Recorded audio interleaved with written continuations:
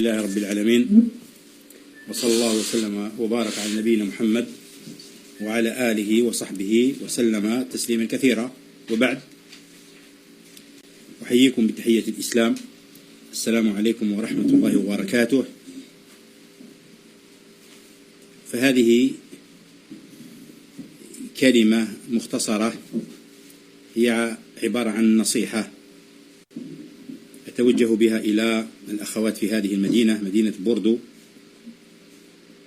النصيحة كما تعلمون هي من الدين، وعرفها العلماء بأنها إرادة الخير للمنصوح له، والدين قام على النصيحة. وإن أول ما أنصح به أخواتي المسلمات في هذه المدينة أوصيهم أولا بتقوى الله تبارك وتعالى ما استطعنا إلى ذلك سبيلا في السر والعلن، وأن يعملن على تقوية إيمانهن بالتعلم والتفقه في دين الله سبحانه وتعالى ما أتيحت لهن الوسائل المشروعة طبعا لتلقي العلم وتحصيله، لأن العلم يرفع الجهل عن الإنسان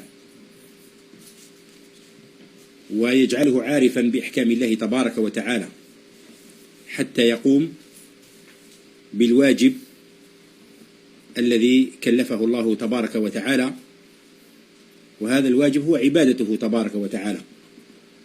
والعبادة كما تعلم من الأمور التي من أجلها خلق الله سبحانه وتعالى الخلق وأرسل الرسل وأنزل الكتب، وما خلقت الجن والإنس إلا ليعبدون ما أريد منهم من رزق وما أريد أن يطعمون إن الله هو الرزاق ذو القوة المتين.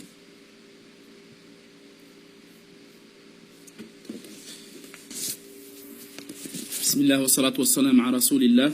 Premièrement, le cheikh commence par saluer les sœurs et ainsi que les frères ici présents avec la salutation de la religion musulmane. Que la miséricorde et la paix d'Allah et ses bénédictions soient sur vous. Donc ceci est un conseil pour les sœurs présentes ici à Bordeaux, et comme il est connu de cette religion que le conseil relève de la religion. Et le conseil ici est voulu par le fait que l'on veut du bien à celui à qui on veut porter le conseil. Et sachez que la religion aussi se repose et a été bâtie sur le conseil. Donc le premier conseil que le cheikh dirige vers les sœurs est bien sûr la piété, c'est-à-dire la crainte d'Allah Azza wa Jal. Gloire et pureté et à lui béni soit-il. Ensuite, il leur conseille de renforcer leur foi. Et parmi les causalités qui mènent à cela, c'est l'apprentissage de la religion et de la science légiférée, bien sûr, et cela en empruntant les causalités légiférées par cette religion même. Car la religion, sachez qu'elle relève, ou bien qu'elle s'oppose, ou qu'elle repousse l'ignorance, afin que la personne apprenne qui est son Seigneur, et afin qu'elle apporte les obligations qui lui ont été ordonnées. Et sachez que l'adoration d'Allah Azza wa Jal est la raison pour laquelle on a été créé. C'est la raison pour laquelle toute la créature d'Allah a été créée, et c'est pour cette raison que Allah Azza wa Jal a envoyé les messagers et les prophètes. Allah dit dans son noble Coran, dans le sens rapproché du verset, « Je n'ai créé les djinns et les humains qu'afin qu'ils m'adorent. Je ne veux pas d'eux de subsistance, ni qu'ils ne me nourrissent. »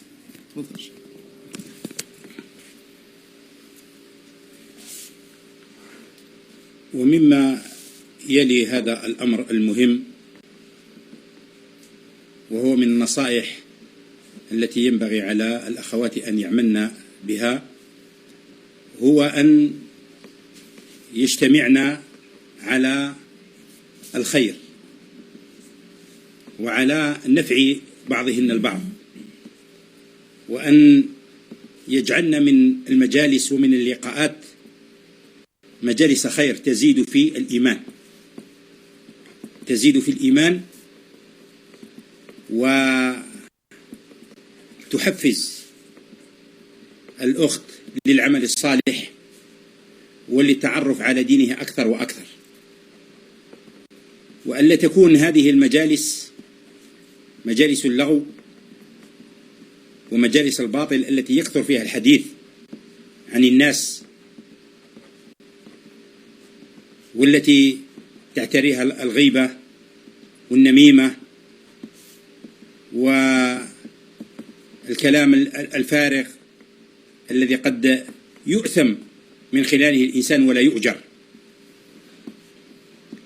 وتوجد هناك كلمة قالها أحد أئمة الإسلام الكبار وهو الحسن البصري رحمه الله، لما قال: وقذتني كلمة، وقذتني معنى وعظتني كلمة عظيمة سمعتها من الحجاج، والحجاج رجل ظالم، ومع ذلك الحكمة ضالة المؤمن حيث وجدها فهو أحق بها. قال: وعظتني أو وقذتني كلمة سمعتها من الحجاج، سمعته وهو على هذه الأعواد أي على المنبر يقول: إن امرؤا ذهبت ساعة من عمره في غير ما خلق له لحري أن تطول عليه حسرته يوم القيامة. إن امرؤا ذهبت ساعة من عمره في غير ما خلق له لحري أن تطول عليه حسرته يوم القيامة. فالذي نريد من الأخوات أن لا يكون اجتماعهن إلا للبحث في القضايا والمسائل التي تهمهن كأخت مسلمة، كامرأة مسلمة، كزوجة مسلمة، كجارة مسلمة، حتى يكون تعاملها مع الناس ومع أقاربها ومع أخواتها معاملة شرعية تؤجر عليها ولا تؤثم فيها.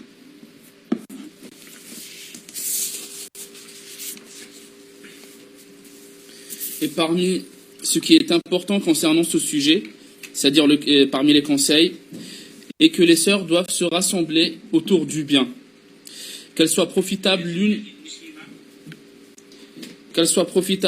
envers les autres, que leurs assises soient des assises de bien dans lesquelles elles se renforcent ou elles s'augmentent de foi, qu'elles s'encouragent, que ces assises soient une source d'encouragement pour la sœur, pour qu'elle va vers les œuvres pieuses et qu'elle aille vers la connaissance de sa religion et dans l'apprentissage de sa religion, et que ces assises finalement ne soient pas des assises de futilité et de nullité, et que leur discours et que leurs discussions ne soient pas des discussions concernant les gens autour d'eux qui ne sont pas présents parmi eux, et que ce ne soient pas des discussions de calomnie et de colportage, et qui ne soient pas, bien sûr, dans l'ensemble de ce qui est voulu, que ces assises ne soient pas des assises de futilité.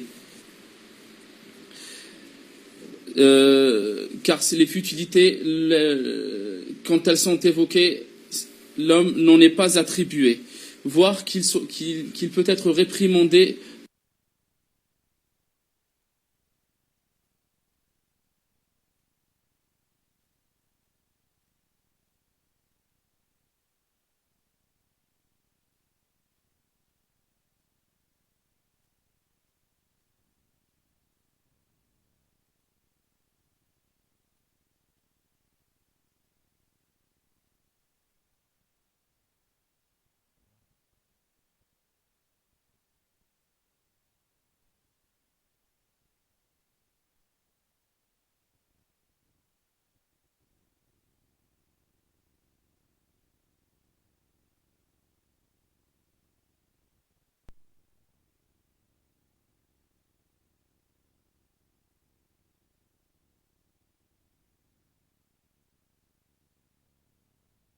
Car elle est amie, car elle est mère, car elle est sœur.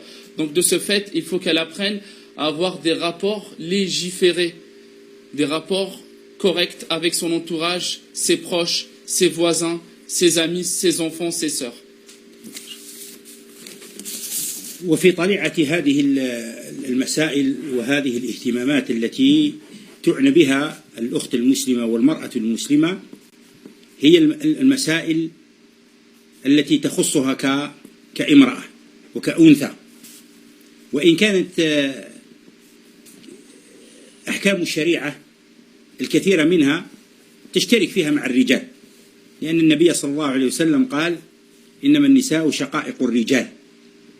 ولكن مع ذلك للمرأة المسلمة بعض المسائل وبعض الأحكام التي تخصها والتي يجب أن تكون معروفة عندها، تتعلمها وتحفظها حتى تعمل بها، ولا يكون هذا العلم بهذه المسائل لا يكون هذا العلم بمثل هذه المسائل باجتهاد فوضوي أو بادعاء الفهم والأخذ من الكتب وإلزام الأخوات به، بل عليهن أن يكن على يقين وعلى معرفة بهذه الأحكام، لأنه لا يجوز للإنسان أن يبلغ شيئا لا يعلمه. والله سبحانه وتعالى يقول: ولا تقف ما ليس لك به علم إن السمع والبصر والفؤاد كل أولئك كان عنه مسؤولا. والآن الحمد لله وسائل العلم متوفرة ووسائل الاتصال موجودة، والاتصال بالعلماء وأهل العلم حيثما كان صار أمرا متاحا سهلا لكل أحد، ولا بأس بأن تكون هناك وسائط للوصول إلى هؤلاء العلماء من خلال بعض الإخوة الثقات الذين يكونون في تلك المدينة يتعاونون معهم بالطرق الشرعية طبعا، وأن يكتبوا لهم أو أن يبلغوهم هذه الانشغالات، هذه المسائل التي تشكل عليهم أو يجهلنها، ثم بعد ذلك يأتيهم الجواب وتأتيهم الفتوى مفصلة مؤصلة مبينة مترجمة باللغة التي يفهمنها. فهذا أمر مهم أنا أنبه إليه، لأنه حتى يتجنبنا ما يسمى الآن بالفوضى العلمية، لأنه هناك قاعدة عندنا معروفة هي قول مأثور عن بعض السلف منسوب إلى محمد بن سيرين، وقد صح عنه أنه كان يقول أن هذا العلم دين، هذا العلم دين، فانظروا عمن تأخذون دينكم. ولهذا ليس كل من نصب نفسه للعلم أو الإجابة على الأسئلة أو للوعظ أو للخطابة أن يكون أهلا لأن يؤخذ عنه العلم ويكون محلا لتوافد الناس عليه، بل لابد من معرفة علمه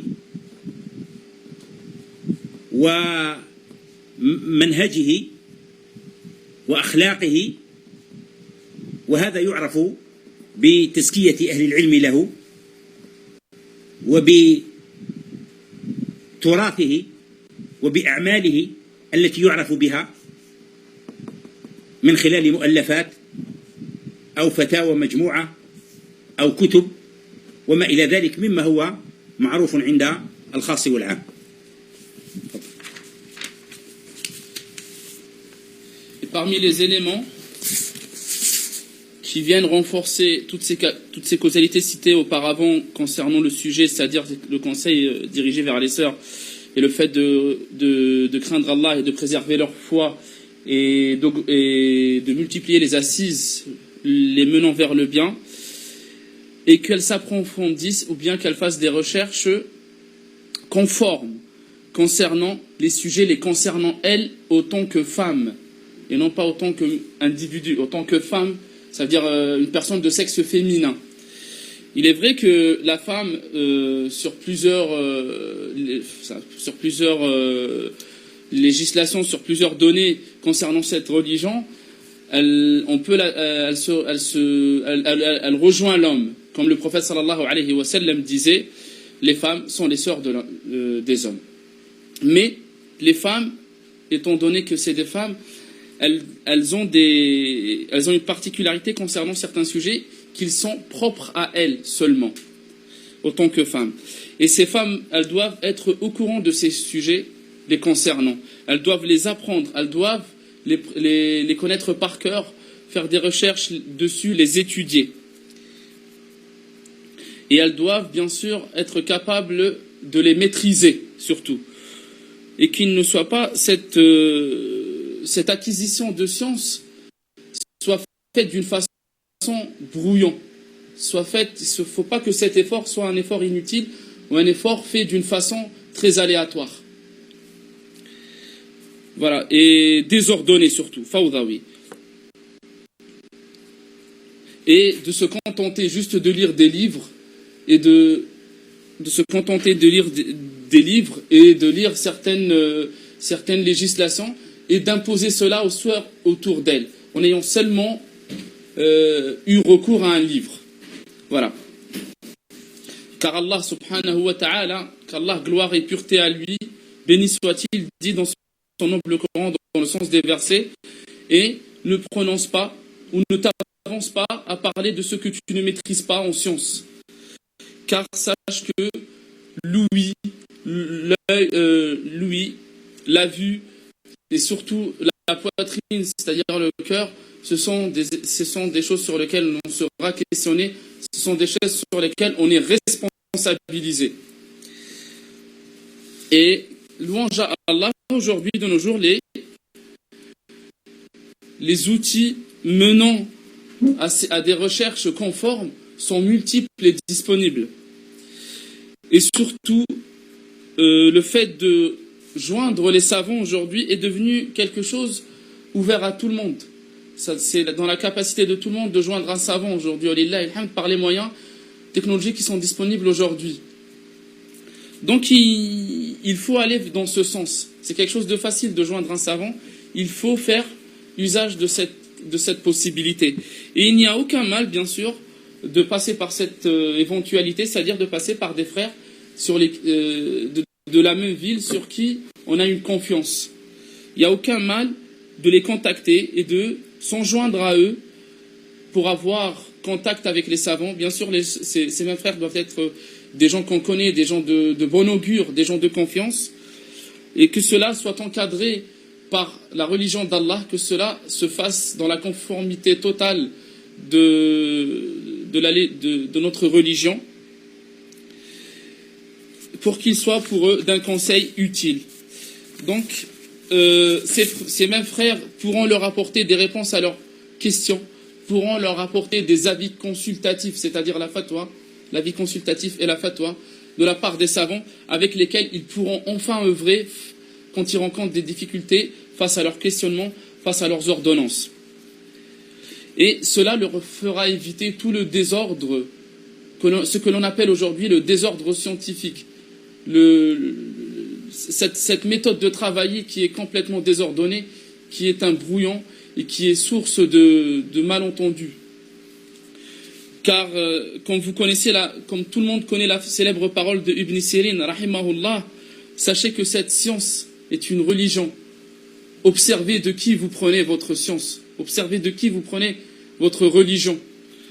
C'est pas tout celui qui s'est dressé dans un minbar, dans une estrade de prêche, ou tout celui qui prend un discours ou un sermon qui est forcément digne ou louable d'être consulté sur ces avis qui sont très importants, les avis de la religion.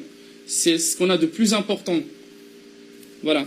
Donc c'est pas parce que c'est quelqu'un qui prétend avoir un discours religieux que l'on se réfère à lui.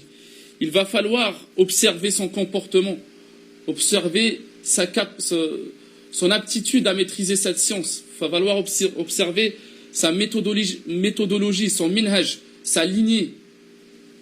Il va falloir observer ses traces. Il va falloir l'examiner. Et c'est ce que l'on appelle auprès des gens de science, c'est-à-dire la tazkiya, comme il est célèbrement dit, c'est quelqu'un qui est recommandé par les gens de science.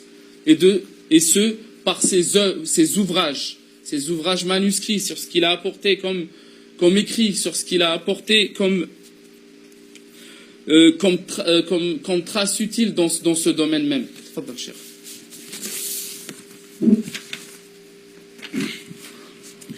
ومن النصائح أو الوصايا الخاصة التي يتوجه بها إلى المرأة النصيحة التي تخص المرأة المتزوجة، المرأة المربية، المرأة التي لها أولاد. تعلمون أن صلاح الجيل وصلاح الأبناء إنما هو من قبل الأمهات. الآباء ليس لهم ذلك الدور الكبير في التأثير على الأولاد، لأن الوقت الذي يعيشه الأبناء أكثره يكون مع الأم. ولهذا قال من قال: الأم مدرسة إذا أعددتها أعددت شعبا كامل الأعراق. والمرأة إذا كانت جاهلة، إذا كانت متهاونة، إذا كانت متهورة في أخلاقها وفي سلوكها، تكون وسيلة وأداة هدم للأجيال لا تربيها. ولهذا نحن نرتقب الصلاح في الأولاد من قبل الصلاح الذي يأتي من الأمهات. ولهذا نقول للأخوات أن يحرصن كل الحرص على تعلم دينهن وعلى الاستقامة على دين الله عز وجل، وعلى التخلق بأخلاق الإسلام، وعلى الحرص على معرفة قواعد التربية النافعة، التربية التي تؤتي أكلها، التربية التي تعد رجالا وجيلا يشب على الأخلاق ويكون قويا في عقيدته، في إيمانه، وفي إسلامه. وخاصة العلاقة التي تكون بين المرأة وبناتها. فالبنت تأخذ عن أمها، إذا رأت فيها القدوة والأسوة تحرص مثلا على صلاتها، البنت تقتدي بها. إذا كانت الأم تتهاون في صلاتها، البنت لا يمكن أن تنشأ وهي تحب الصلاة، بل تكره الصلاة. وهكذا في سائر الأعمال. وأنا أعطي لكم مثالا سمعته من رجل له قدم في التربية، يذكر لنا مثالا عن التربية السيئة التي ينبغي على الأخت المسلمة أن تتجنبها، وإلا وقعت وأوقعت غيرها في الحرج وفي السوء وفي الرذيلة. يقول، وهذا مثال بسيط وسهل: الأم مثلا التي تمسك حبة من البرتقال أو من الحلوى تقول لأحد أبنائها أو لإحدى بناتها: خذ هذه البرتقالة وكلها حيث لا يراك أخوك. وهي تظن أنها بهذا قد أحسنت لولدها أو لهذه البنت بإعطاء هذه البرتقالة. يقول هذا الرجل المربي: فانظر إلى هذه الأم التي كانت تظن أنها تحسن صنعا وأنها تحسن فعلا، كم هدمت من خلق، كم أفسدت من تربية، لما تقول له: خذ هذا الشيء واحفظه لنفسك واستأثر به ولا تعطيه لأخيك. كم علمته من نقيصة؟ علمته الأنانية، علمته الكذب، علمته الخيانة. وهي بدل أن تفعل هذا، الأصل أن تذهب إليه وتقول له: هذه البرتقالة إذا أكلتها لا تأكلها إلا مع أخيك، تناولها بالقسمة العادلة، واحذر أن تأكلها لوحدك. هذا النوع من الفطانة عند المرأة يجعل الأسرة ويجعل هؤلاء الأبناء يشبون ويتربون على الفضائل وعلى الأخلاق. وهذه هي التربية التي نريدها. ولا يمكن للمرأة أن تكون مربية موفقة في تربيتها وفي عملها إلا إذا تشبعت بأحكام الشرع بقدر ما تستطيع، على الأقل ما تكون هي في حاجة إليه. نعم، نقول أنه في مثل هذه البلاد قد يصعب على الرجل وعلى المرأة أن يكون له الحظ الأوفر من علوم الشريعة وأن يكون ملما بجميع الأحكام. هذا يصعب وقد يستحيل، ولكن مع ذلك يمكن أن تتعلم ما تكون في حاجة إليه. وهذا نوع من العلم يسميه العلماء بعلم الحال، أي أن تتعلم ما تكون أنت محتاج إليه. قال أريد مثلا أن أخرج الزكاة، أتعلم أحكام الزكاة. الآن ما عندي مال لأخرج الزكاة، قد أترك هذا العلم لوقت آخر. أنا الآن أحتاج مثلا، حلفت بالله سبحانه وتعالى أن أفعل شيء ثم فعلته، لابد أن أعرف شيئا من أحكام الأيمان، متى يجب الإنسان أن يكفر ومتى يكفر وكيف تكون كفارته وما هو ترتيبها. على الأقل تعرف الأحكام التي هي في حاجة إليها. هذا من الأهمية بمكان. Et parmi les conseils qui sont particulièrement dirigés à cette même femme, la femme musulmane, et bien sûr la femme mariée, cette enseignante, cette éducatrice qui a des enfants, car la réforme et la réussite des générations et des enfants est rattachée aux mères, dépend des mères. Les pères, bien sûr, n'ont pas ce rôle car ils sont à l'extérieur, vivent à l'extérieur et s'occupent d'apporter la subsistance, au foyer. Quant à la mère, elle est au foyer, c'est elle qui est le plus proche des enfants, c'est elle qui leur transmet l'éducation et les comportements nécessaires à leur éducation. Alors on dit la mère est une école. Si elle est bien préparée, si elle est bien structurée, on pourra pourvoir à une bonne éducation des générations à venir. Mais si elle était facilitée concernant sa tâche, si elle délaissait sa tâche et qu'elle prenait ça à la légère, elle sera la causalité de leur destruction et de leur perte et de leur égarement. Alors la femme, elle doit veiller et elle doit se concentrer complètement sur le fait d'apprendre sa religion et de s'approprier le comportement de l'islam afin qu'elle le transmette à ses enfants. Il faut qu'elle apprenne les règles de l'éducation profitable qui apporte des fruits et non pas une éducation inutile, sans méthodologie, sans résultat.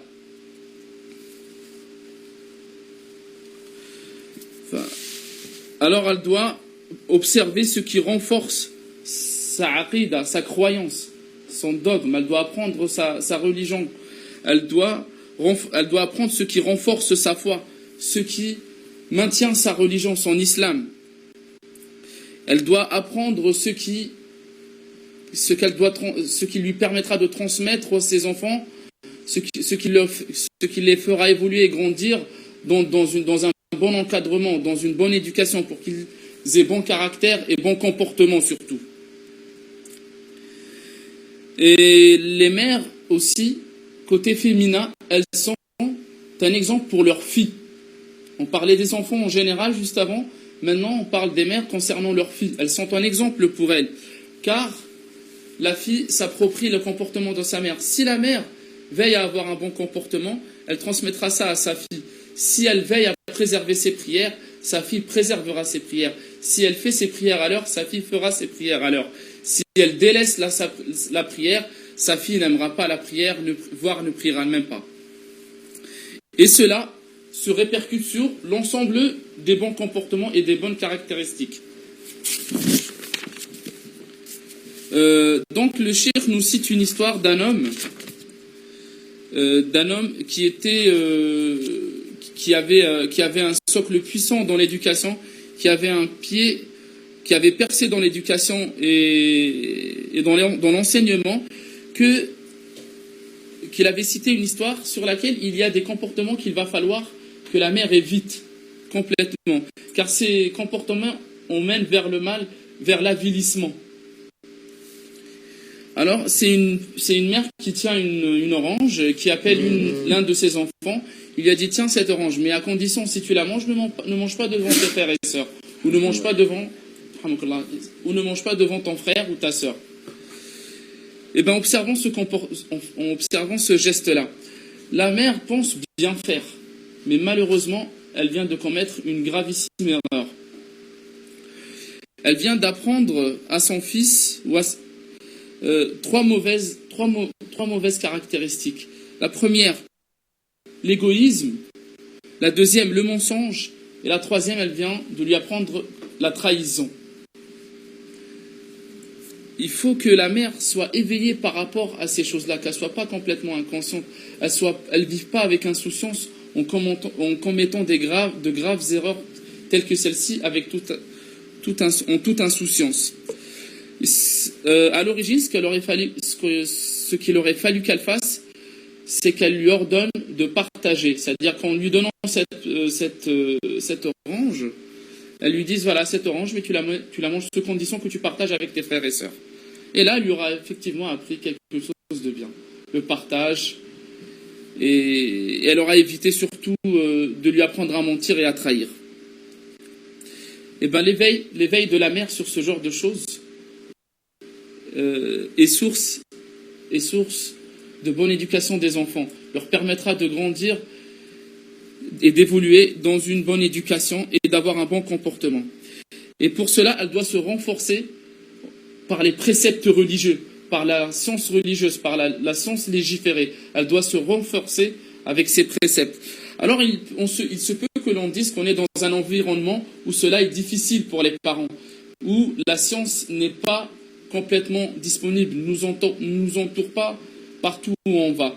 Là, on donne une petite technicité pour ces parents-là, que quand ils vivent dans ces pays-là ou dans cet environnement-là, ils doivent apprendre que ce qui leur est utile. Ils se concentrent sur ce qu'ils vont appliquer.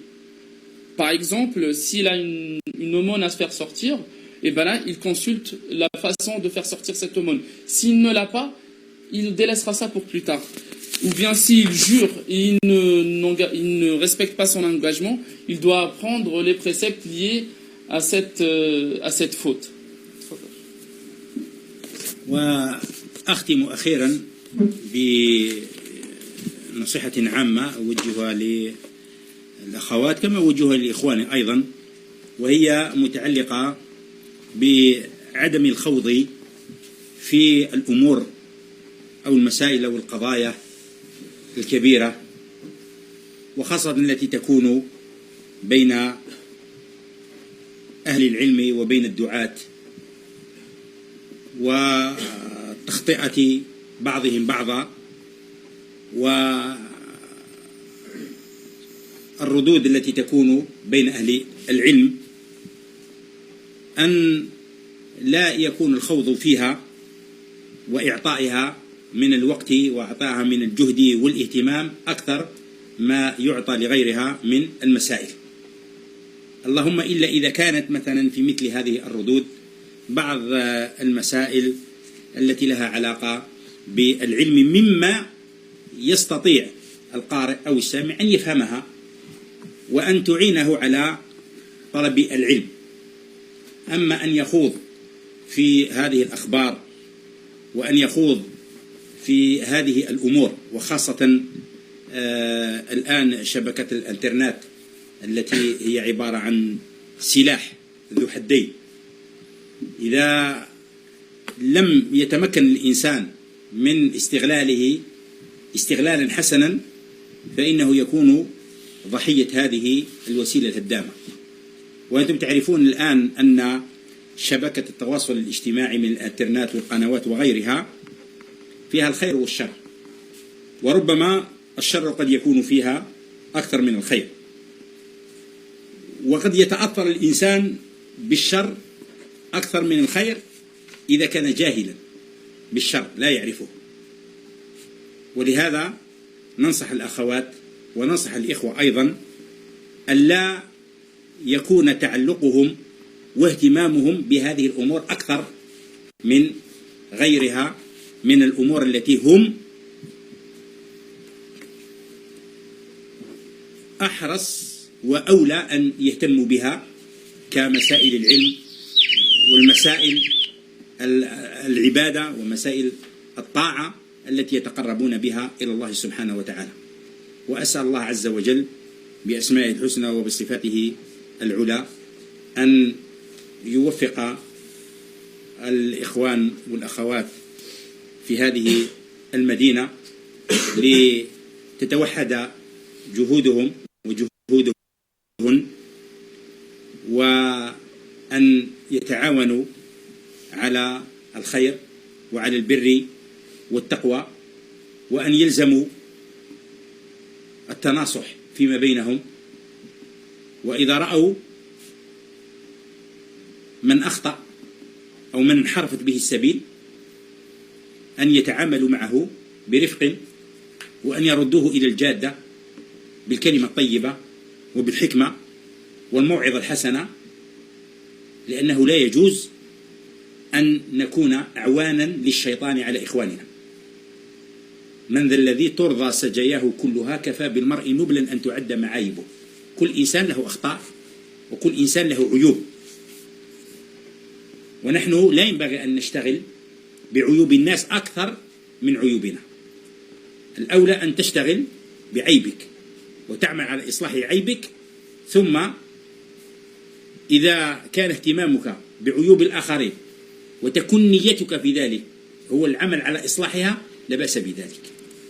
وأختم أنا لكم بكلمة عظيمة قالها الإمام مالك رحمه الله إمام دار الهجرة لما كان في المدينة. قال رحمه الله: أدركت أقواما يعني عشت مع أقوام لم تكن لهم عيوب، يعني كانوا في درجة من الصلاح كبيرة وعظيمة، لم تكن لهم عيوب، فاشتغلوا بعيوب الناس، فذكر الناس لهم عيوبا، فصار الناس يذكرون عيوب هؤلاء الناس. قال: وأدركت أقوام كانت لهم عيوب كثيرة، فاشتغلوا بعيوبهم فنسي الناس عيوبهم، لأن الجزاء من جنس العمل. أنت إذا اشتغلت بعيبك الله سبحانه وتعالى يوفقك لإصلاح عيبك، ثم الناس ينسون عيوبك.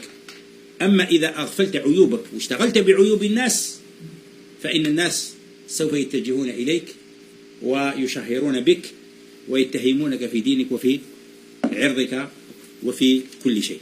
نسأل الله تبارك وتعالى أن يرينا الحق حقا ويرزقنا اتباعه، وأن يرينا الباطل باطلا ويرزقنا اجتنابه، وأن يهدينا سواء السبيل، وأن يختم لنا بالباقيات الصالحات أعمالنا، إنه سبحانه وتعالى ولي ذلك والقادر عليه. وصلى الله وسلم وبارك على نبينا محمد وعلى آله وصحبه وسلم تسليما كثيرا والحمد لله رب العالمين.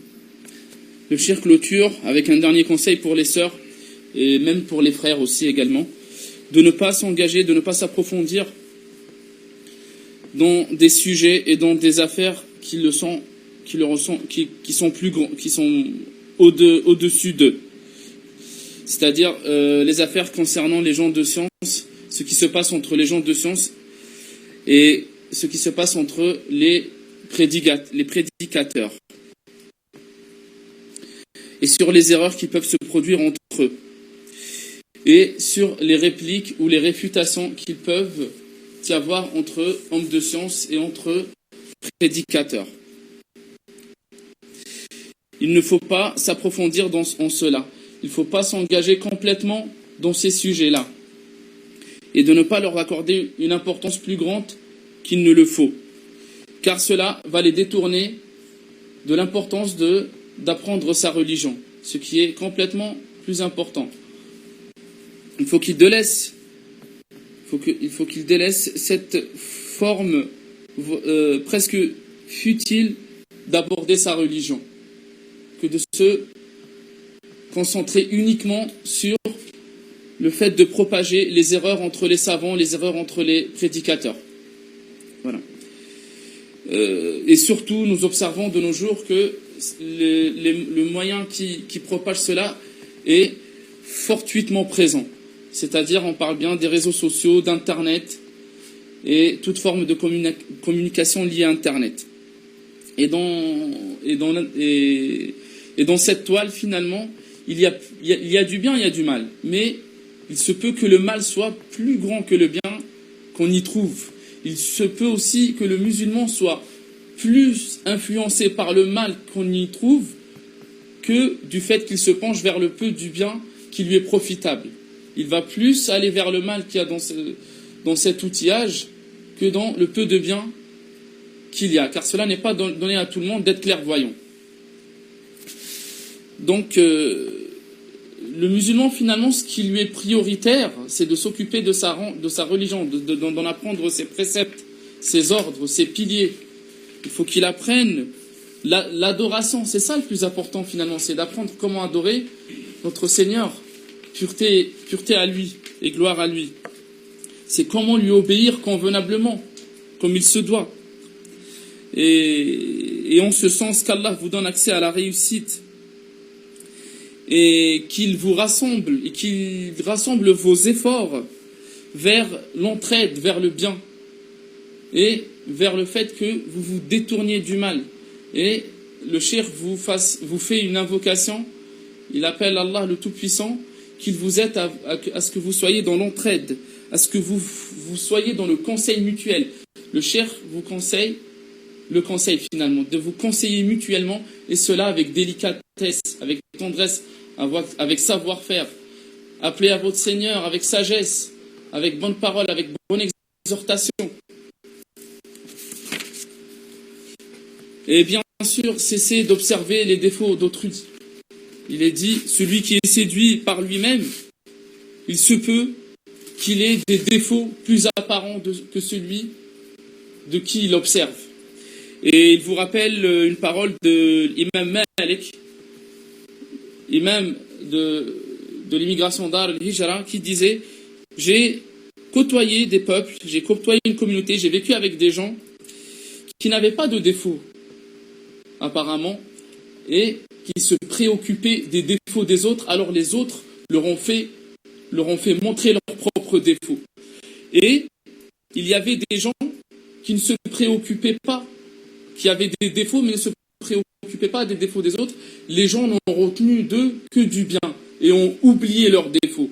Et bien sûr, c'est naturel. On est rétribué en fonction de ce que l'on donne. Ça, c'est logique. Si on est malfaisant, on recevra en contrepartie que de la malfaisance d'autrui. Si on cherche les défauts des autres, les gens nous chercheront des défauts. C'est normal. Et finalement, Cheikh nous a fait des invocations, qu'Allah nous donne accès à la réussite, qu'Allah nous bénisse. Walhamdulillah, fa subhanaka Allahumma wa bihamdika, ashhadu an la ilaha illa ant, astaghfiruka wa atubu ilayk, wa sallallahu wa sallam ala nabiyyina Muhammad wa ala alihi wa sahbihi ajma'in, wa akhiru da'wana anil hamdulillahi rabbil alamin. شيخ بعض الأسئلة من الأخوات 4 أسئلة فقط أخذنا شوف الأولى كيف تتعامل مع